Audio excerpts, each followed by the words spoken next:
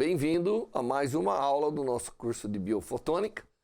Hoje nós vamos completar o que fizemos na última aula, que é esse tema onde nós utilizamos o laser de alta intensidade, tá certo? Alta intensidade significa alta suficiente para não apenas fotoestimular, produzir as fotoreações, né?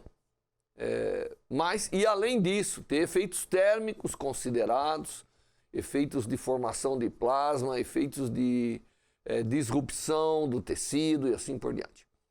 E nós havíamos terminado a última aula com um diagrama muito interessante, que é um diagrama, se eu conseguir mostrar aqui isso, que, na verdade, dependendo da duração, quando nós temos efeitos térmicos, dependendo da duração dessa temperatura, com relação à própria temperatura, nós temos efeitos diferentes no tecido, né? Então existe ali uma curva, uma temperatura que nós chamamos de temperatura crítica, curva de temperatura-tempo, que é a chamada curva crítica. Acima dessa curva, nós temos efeitos irreversíveis para o tecido biológico. Então ali há destruição certa. E abaixo pode haver reparo, então você pode aquecer um pouco mas o sistema pode reparar, pode ter efeitos inclusive benéficos devido à temperatura, tá certo? Então essa curva nós terminamos a última aula com esse conceito. É importante ter essa curva, óbvio, porque tendo uma curva desse tipo, eu desenho a aplicação que eu quero. Porque, como eu falei para vocês, quando nós trabalhamos com laser de alta intensidade, o tempo de aplicação é importante, porque o acúmulo de energia é o que vai levar a temperatura a um determinado patamar no tecido. Tá certo? Muito bem. Então, nós vimos isso. Hoje nós vamos continuar com o mesmo conceito, só que, primeiro, eu queria dizer que, normalmente, há uma regra empírica que diz que toda vez que eu tenho intensidades acima de 10 watts por centímetro quadrado, inclusive ela chama a regra dos 10, né? Acima de 10 watts por centímetro quadrado, normalmente, eu terei efeitos térmicos associados. Quando a radiação é contínua, é certeza. Quando a radiação é pulsada, se o tamanho do pulso for mais do que 1 microsegundo e 10 watts por centímetro quadrado, também terei efeitos térmicos de monta, efeitos térmicos relevantes no tecido. Então, essa é uma regra.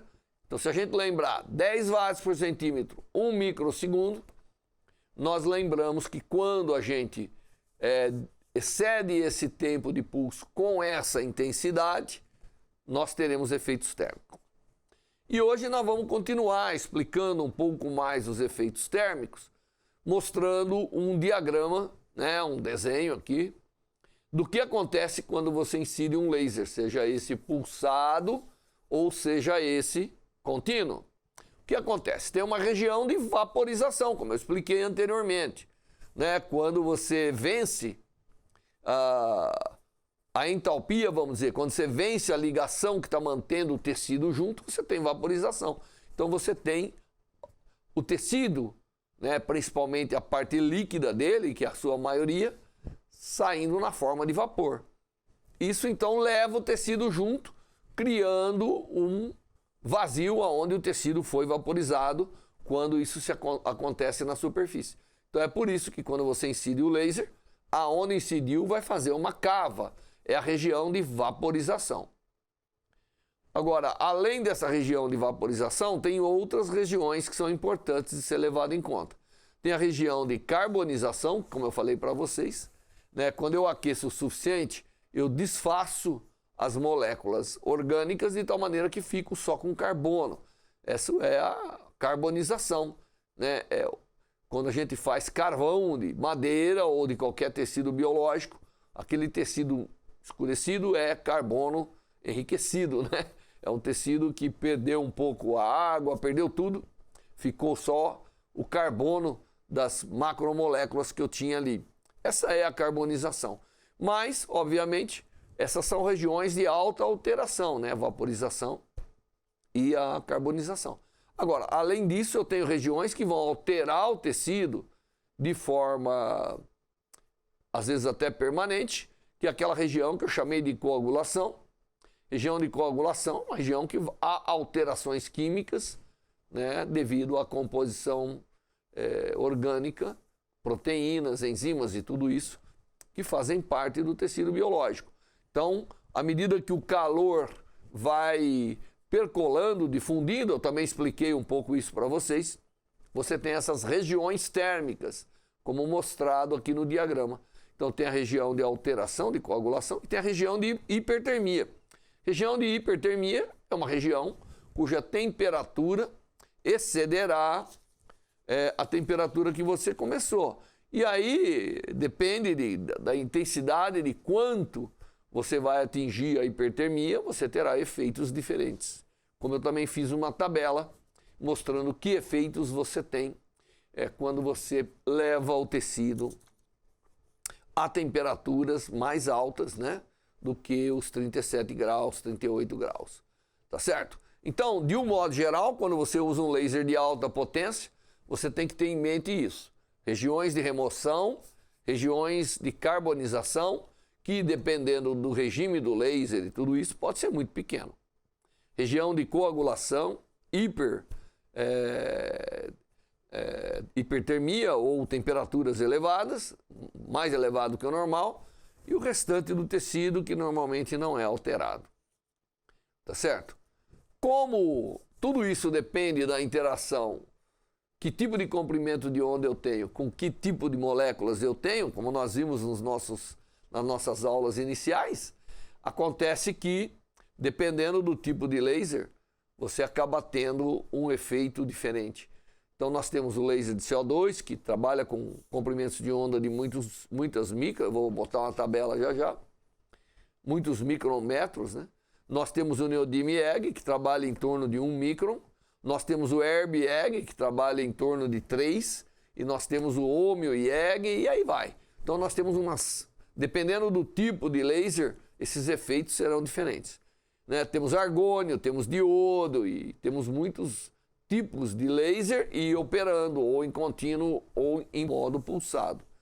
Então, a maneira de operar e o tipo de laser altera como que serão os efeitos. E para que tecido é mais adequado, já que você fazer uma interação com o osso é diferente de você fazer com a pele, é diferente de você fazer com o fígado, é diferente de fazer com qualquer outro. Então, há sistemas fotônicos para produzir coagulação, há sistemas fotônicos para produzir realmente vaporização, ablação, e assim vai por diante.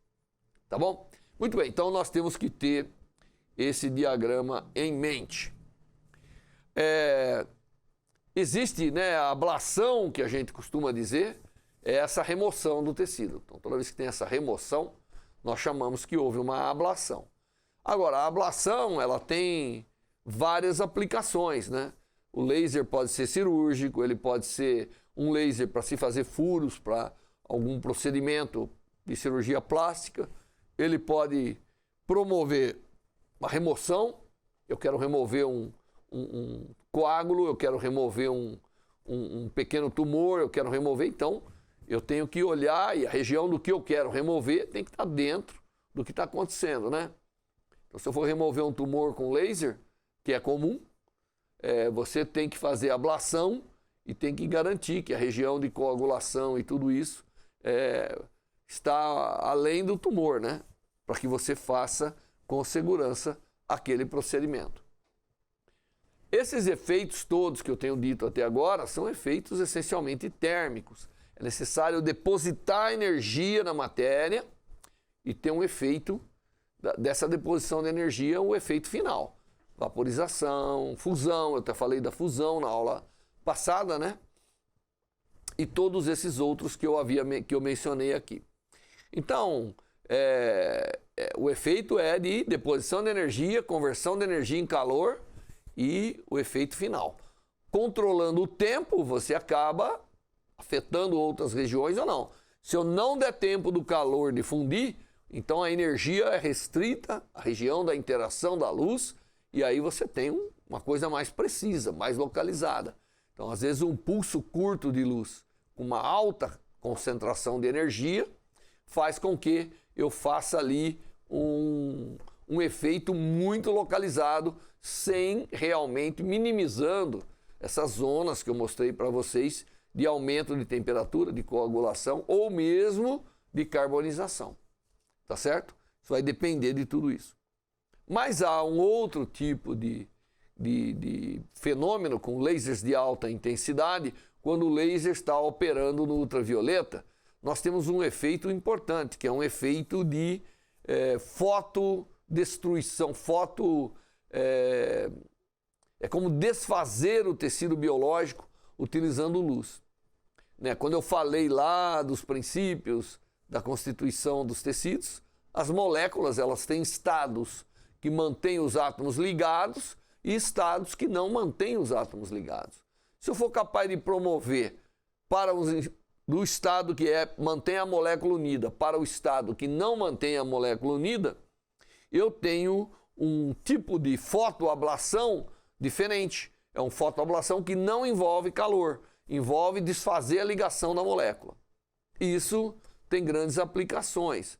Por exemplo, a cirurgia que faz na córnea, vocês podem ler nas notas, você usa um processo que não é térmico. Ele vai desfazendo a ligação química e aquilo vai removendo o tecido, decompondo o tecido. Como que acontece essa decomposição do tecido? Acontece dessa forma aí. Eu venho com a luz, né, eu tenho os dois átomos AB, claro, isso aqui é um modelo simplificado, e aí eu dou energia, eu levo ele, enquanto no estado AB inferior, você tem aí os átomos que compõem a molécula unidos em algum estado vibracional aí, como está representado, mas a partir do momento que ele absorve o fóton, ele vai para aquele estado que é só repulsivo como função da distância. Então, quando você promove a molécula para esse estado que é totalmente repulsivo, a única coisa que resta é os átomos se separarem.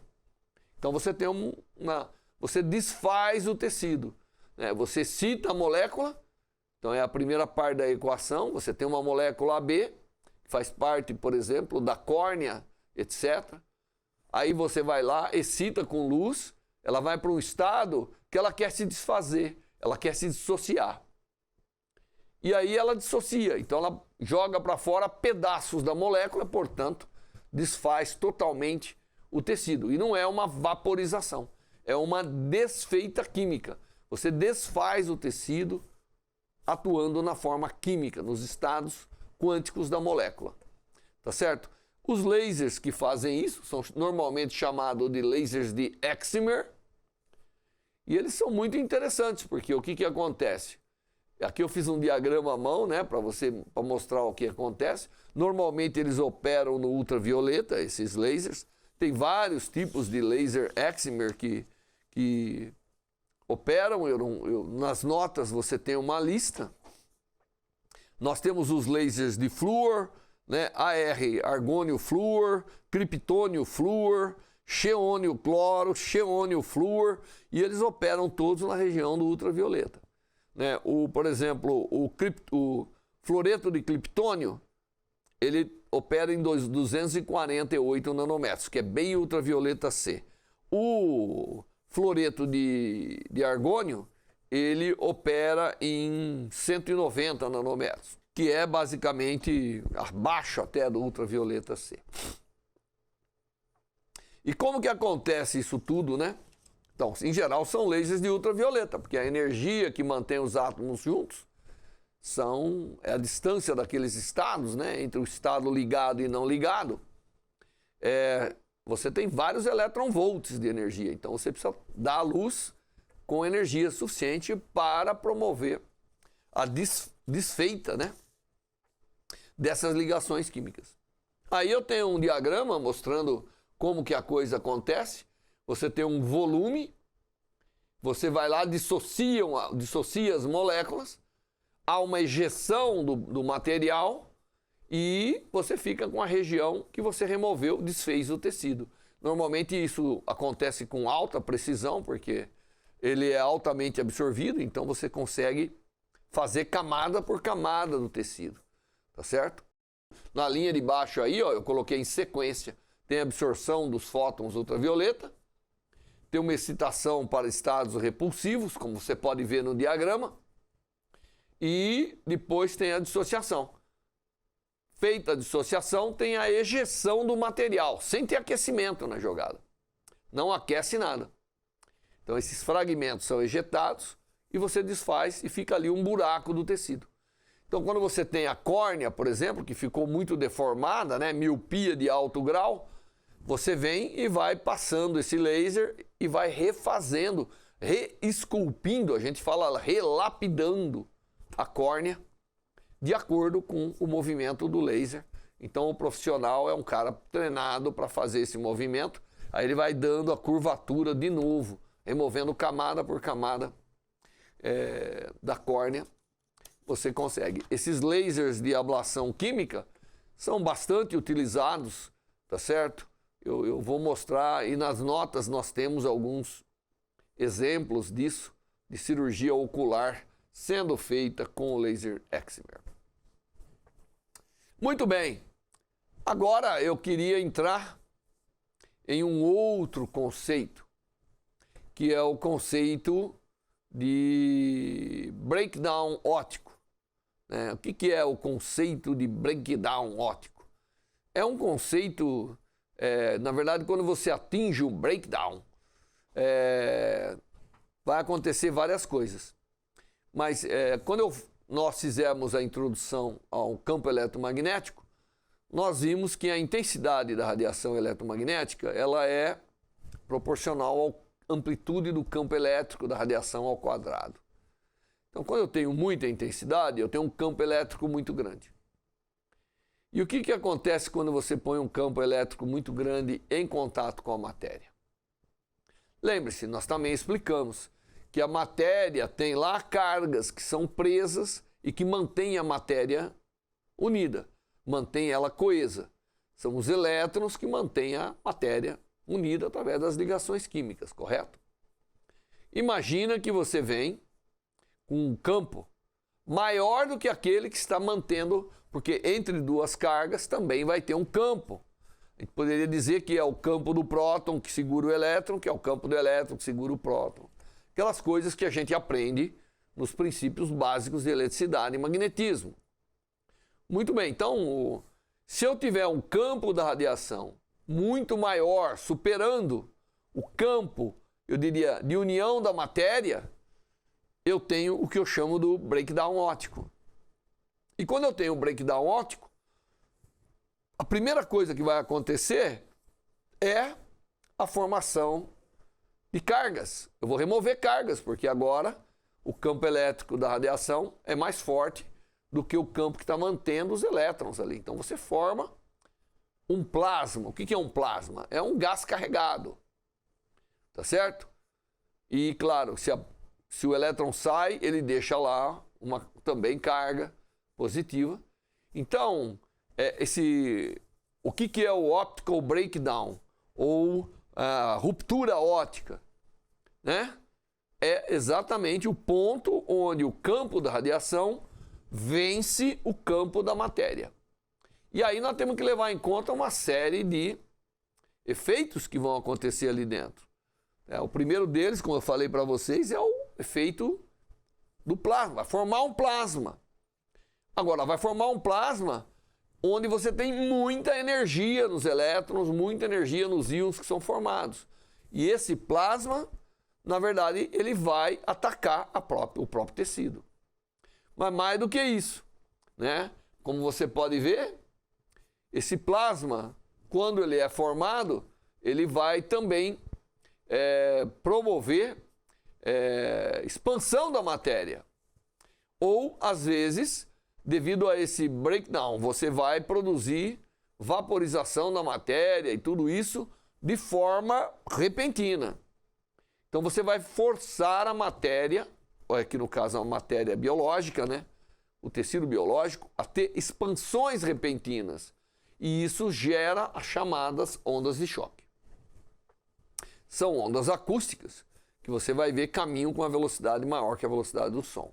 Então, a geração de ondas de choque também está associado com esse breakdown. É tão intenso o campo que repentinamente desfaz aquilo tudo e aquilo gera ondas de choque. E essas ondas de choque são ondas de alta pressão, são ondas mecânicas que são capazes de ir rebentando onde passam, né?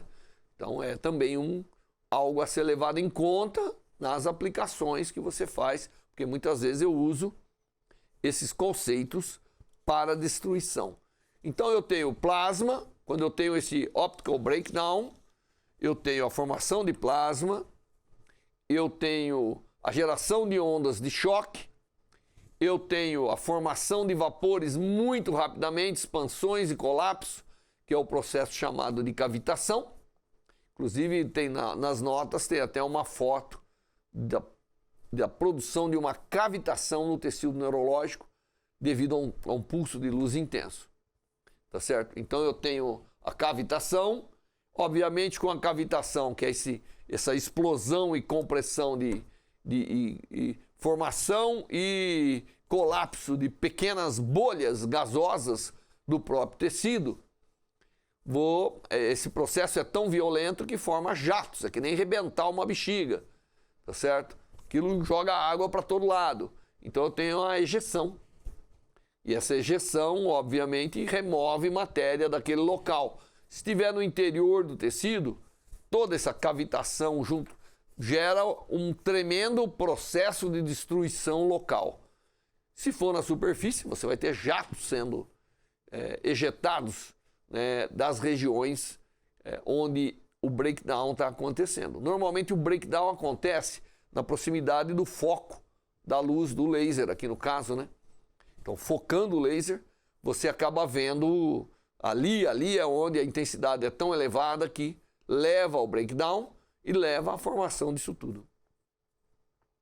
Tá certo?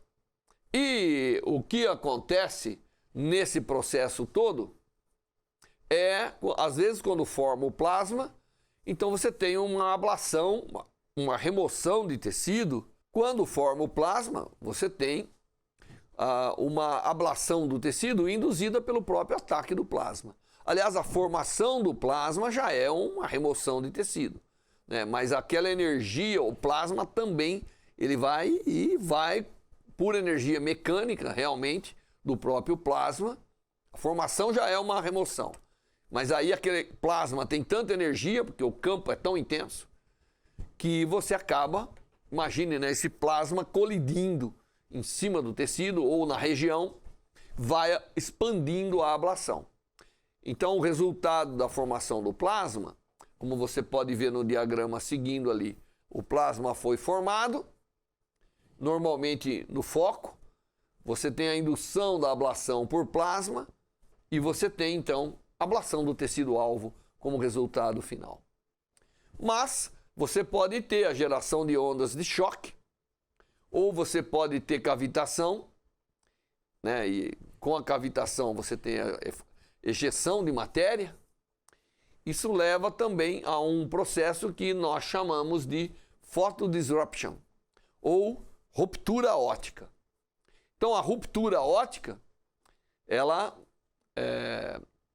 essa photodisruption aqui, né? Breakdown é ultrapassar barreiras, né? E disruption é você desfazer, é você realmente separar. Então você tem esse processo que chama-se de photodisruption da matéria.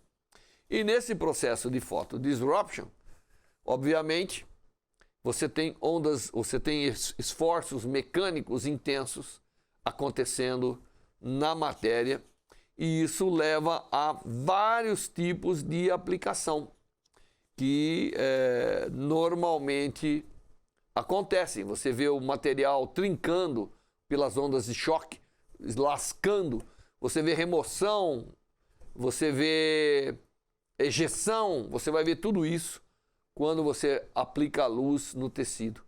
Quando é um tecido mole, às vezes é mais difícil de ver uma série de coisas, mas a cavitação você pode ver facilmente. Agora, quando é um tecido duro, Aí aquilo que deixou lá já é um resultado de todo esse efeito. Muito bem. Em termos de, como eu te falei, sempre é um compromisso entre duração do pulso, entrega. Então aqui eu peguei 2 regimes de operação. Ou eu estou dando energia em pulsos que são de 10 picosegundos. Lembre-se que o pico, né? O pico é 10 a menos 12, né? Ou nanosegundo. Nanosegundo é 10 a menos 9. Então você tem aqui entre esses dois aqui uma diferença de um fator de 10. A densidade de energia que você está depositando, ela é monstruosa no foco. Você está falando, quando você tem pico, em 10 joules por centímetro quadrado. Quando você tem nano, 1000. Em termos da intensidade, nós estamos falando aí de 10 a 12 watts para os picosegundos. Nós estamos falando em 10 a 10 watts para os 100 nanosegundos. E a amplitude do campo, dá uma olhada, né? 10 a 7 volts por centímetro. É muito campo elétrico. É por isso que a matéria sofre esse breakdown, porque você está falando de campos elétricos. Agora, veja bem a densidade eletrônica que você forma no plasma. Você tem densidades eletrônicas que vai a 10 a 9 ou 10 a 20.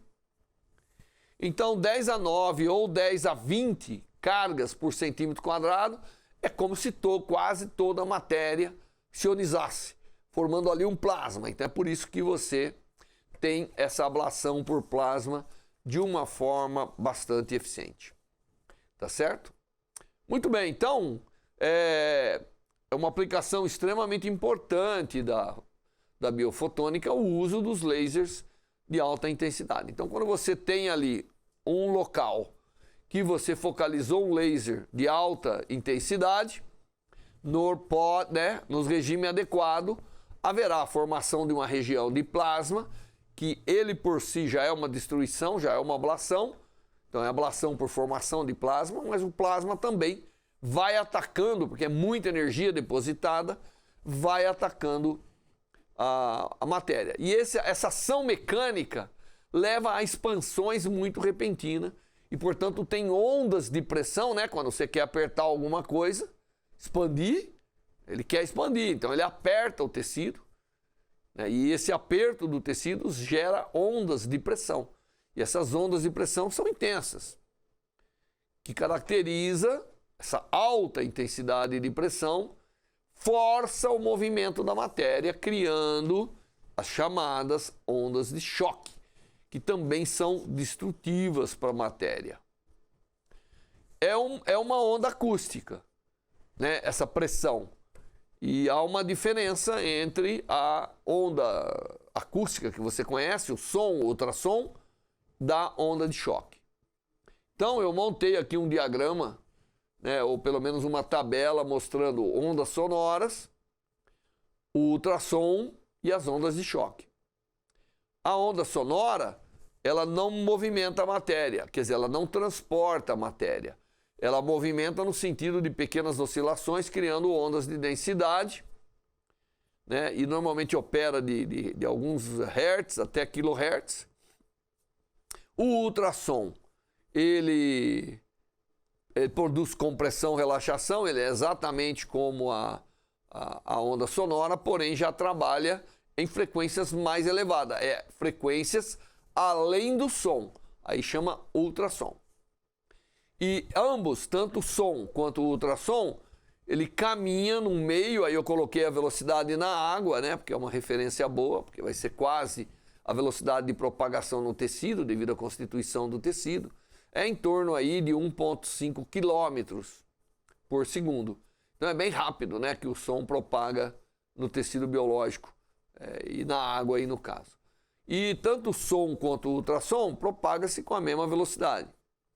Agora, quando você tem uma onda de choque, você tem realmente esses picos de compressão e descompressão, eles geram movimento de partículas, eles deslocam partículas. Há um fluxo de matéria. Então, além da pressão e descompressão, você tem fluxo de matéria acontecendo. E esse fluxo de matéria, que pode acontecer em qualquer... ele faz com que essa região de alta pressão essa frente de alta pressão, caminha com velocidades muito elevadas. Então você saiu de 1.480 metros por segundo para 5.000 metros por segundo. Então uma onda de choque, ela anda com alta velocidade. Aí ela carrega a matéria, aí ela faz estrago, porque não é fácil, né? Passar no meio de algo já condensado. Você tem que rebentar mesmo para poder passar. Por isso que você tem rupturas, né, induzidas quando você tem as ondas de choque, que são picos de pressão elevadíssimos, né? Às vezes até milhões de bars de pressão em regiões onde a onda de choque é formada. Bom, nas notas eu fiz um modelinho. Imagine que eu tenho uma região de alta pressão com uma densidade e essa frente vai se propagar. Imagine que o tecido tem uma densidade ρ0 e uma pressão P0, né? E aí vai chegar uma frente de alta pressão, que eu chamei de P1ρ1. E aí o que acontece? Essa frente que você vê aqui, né? Ela vai se deslocar. Então eu fiz uma conta aqui, né? Um físico, a gente adora fazer continha, que estão nas notas, com algum detalhe, mostrando que quando a frente se movimenta, há fluxo de partículas, né? Durante um intervalo de tempo pequeno, a frente de onda se propaga, a frente dessa onda de choque, com uma certa velocidade, que eu chamei de US, que é a frente da onda de choque se propagando, num meio que está lá em repouso. Tá certo? E o que acontece é que, por conservação de momento e massa, nós podemos fazer as contas. Eu não vou repetir todas as contas aqui, mas aí você pode encontrar uma relação entre a velocidade das partículas, porque agora vai ter partícula, tem que se deslocar para movimentar a frente de onda que está ali.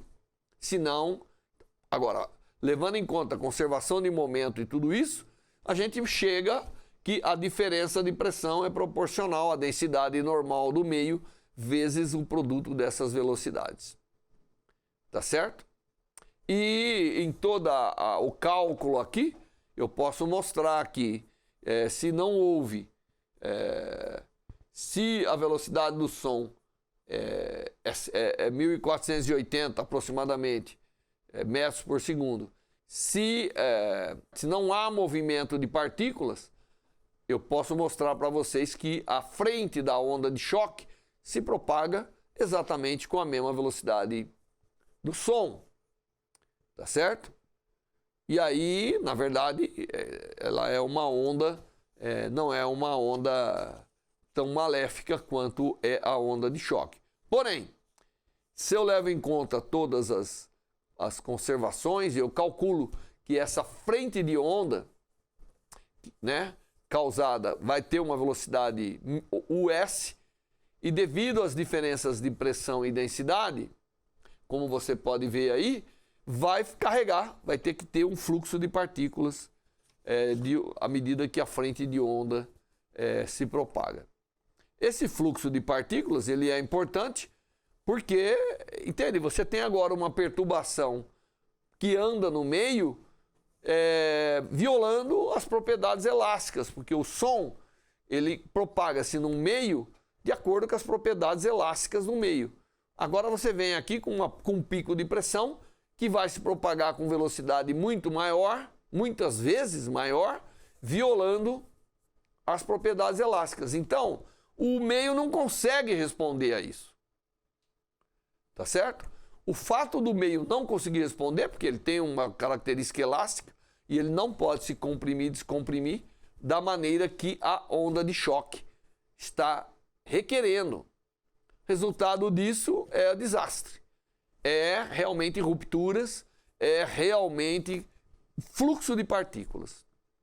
Agora, o fluxo de partícula, devido a uma onda de choque, é extremamente interessante para a gente.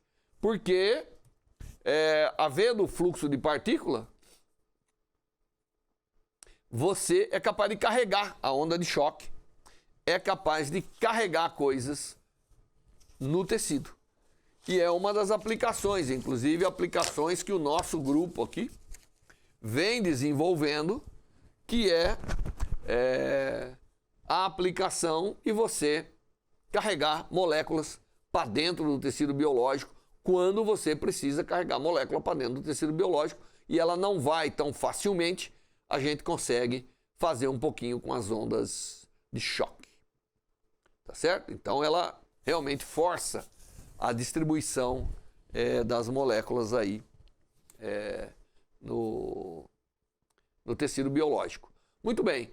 Aqui, né, essas contas todas que a gente fez permite você chegar e tem na literatura a um diagrama que mostra a velocidade da onda de choque e qual vai ser a velocidade das partículas no meio quando você tem aquela determinada. Isso é calculado ou é medido, inclusive, para água. E dá uma olhada nas pressões que você atinge na onda de choque. Nós estamos falando aí em centenas de quilobar, né? Você chega de dezenas a centenas de quilobar de pressão. São pressões extremamente altas para o tecido biológico. E a velocidade da onda de choque, obviamente, se você lembrar, a velocidade do som aí é da ordem de 1,5 km por segundo, né?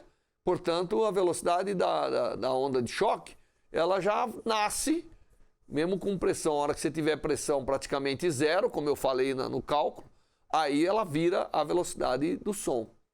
Mas qualquer pressão acima, que é o que caracteriza a onda de choque, então a frente de onda de choque caminha com velocidade que pode ser 2, 3 vezes a velocidade do som. E é essa velocidade da onda de choque que dá à onda de choque um monte de aplicação. As ondas de choque, aqui nós estamos falando de onda de choque produzido por pulsos de luz, como consequência de plasma, como consequência de expansões repentinas da luz, né? Da matéria, devido à interação com a luz. E esses efeitos são interessantíssimos, como eu disse para vocês. Bom, isso que eu falei resume um pouco tudo que eu queria dizer dos efeitos aí do laser de alta intensidade. Então nós temos tudo isso que eu falei, né? Nós temos aí a vaporização explosiva, nós temos a ablação explosiva, nós temos efeito fototérmico e, por exemplo, o laser de Erbil, quando ele interage com a matéria, ele interage com a água. Então, normalmente eu ponho o laser e ponho um ambiente, uma pluma de água, de moléculas de água. E aí ele interage tanto com a água que ele produz explosões das microgotículas de água, jogando as moléculas de água ou os fragmentos contra a superfície, havendo uma verdadeira escavação da superfície devido ao efeito. Aqui eu estou colocando alguns exemplos para visualização do uso dos pulsos curtos, pulsos longos. Normalmente o pulso curto, ele deposita energia, não dá tempo de haver nenhum. Aqui é o mesmo tipo de laser com um pulso que é bem curtinho ou com um pulso que é longo, tá certo? Se o pulso é curto, toda a energia é depositada tão rapidamente que o sistema não tem tempo de dissipar essa energia, vaporiza tudo. Agora, quando você tem um pulso longo, como eu falei lá na aula passada, a energia vai crescendo, então você tem um dano maior do que o próprio tamanho do laser. Então, pulsos curtos permite você trabalhar com a precisão do tamanho do feixe de laser. O pulso longo, não. Ele vai acumulando energia, então ele tem uma zona de afetar maior. Aqui tem para você ver, por exemplo, a utilização de pulsos em dois tipos de material. Aqui é em dente. O dente, né, a dentina, tem os túbulos dentinários, que são esses tubinhos que você está vendo aí. Quando você faz a ablação de um dente descido, que é um dente infantil, o tecido é tal que tem características que permite uma remoção sem a destruição dos túbulos dentinários.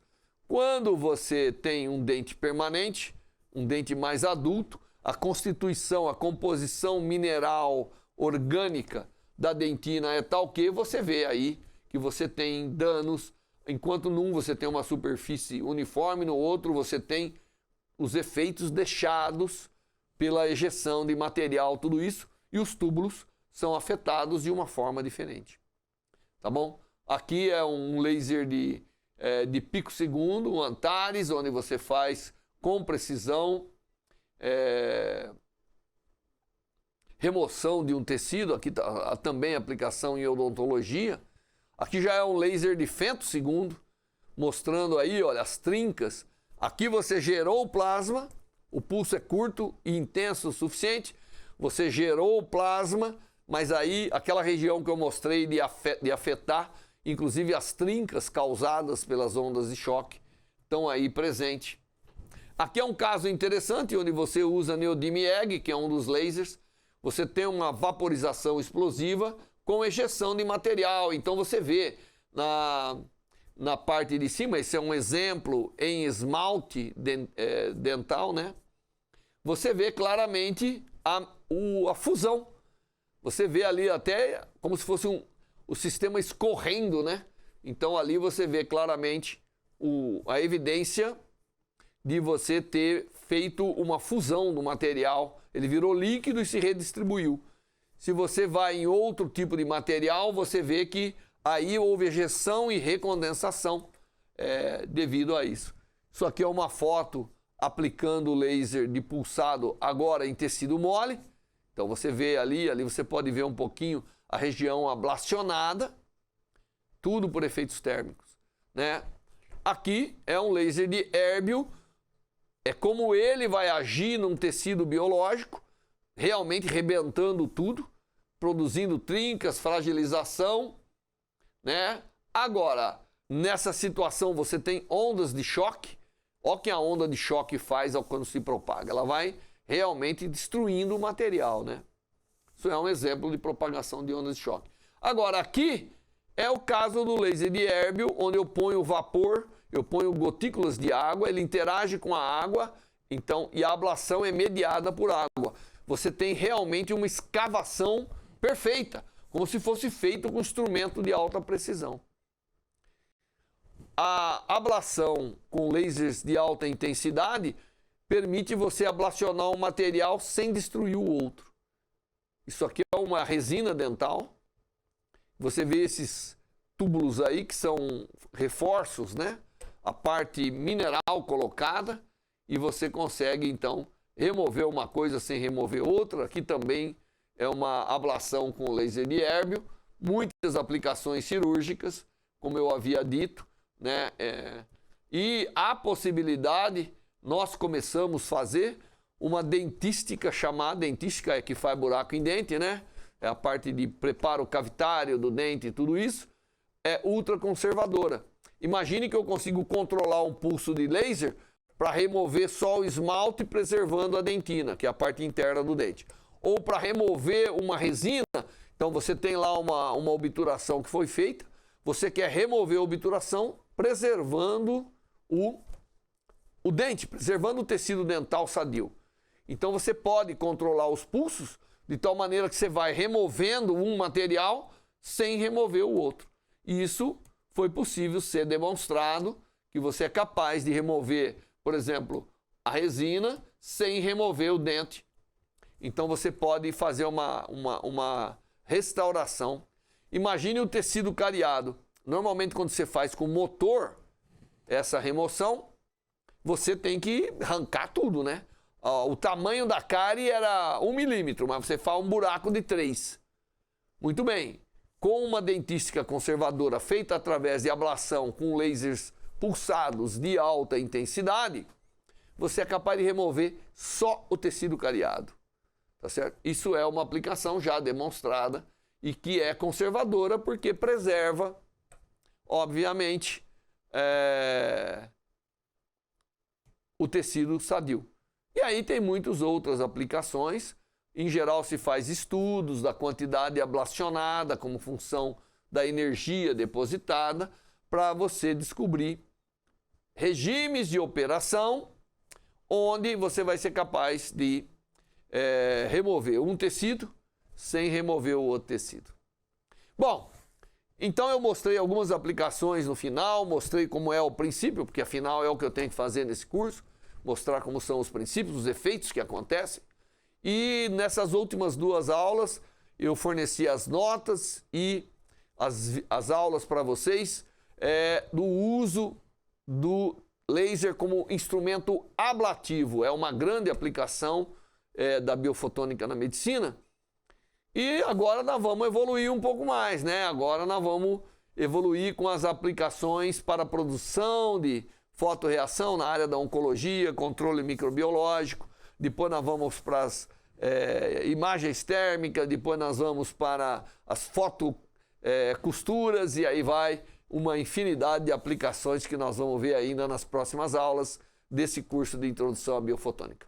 Obrigado e até a próxima.